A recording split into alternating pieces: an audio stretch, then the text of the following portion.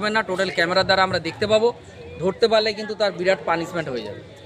মেলাতে কি পুরো সিসিটিভি ক্যামেরা লাগানো? পুরো মেলা সিসিটিভি ক্যামেরা দেওয়া আছে এবং ভক্তদের সুবিধার জন্য মায়ের মন্দিরের চতুর্পাশে 4টি অফিস থাকছে। আচ্ছা, মন্দিরের চারপাশে 4টি অফিস? 4টি অফিস থাকছে। কোনো মানুষকে যেন কষ্ট না পেতে হয়, কষ্ট যাতে না পায়, অফিসে রসিদ করে আপনি আপনার দক্ষিণা দিয়ে যা যা পুজো দিতে চান, আমাদের কয়েকশো ছেলে থাকবে ভেতরে পুজো নেওয়ার জন্য, নেওয়া হবে। আচ্ছা, আর যেটা এই মন্দিরের পুরোহিত বা যারা পরে যারা আসে, এই মেলা তো রয়েছে, তার সঙ্গেও মানে যে শনি মঙ্গলবার যে এমনি সময় যে ভিড় দেখা যায়, সেই সময় কি পুরোহিত থাকে? কোনো সারা বছর পুরোহিত থাকে না।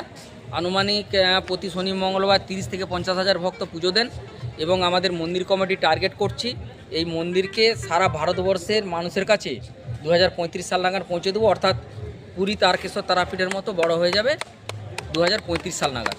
এই টার্গেট করে আমরা গ্রামবাসী মন্দির কমিটি দিনরাত কাজ চলছে।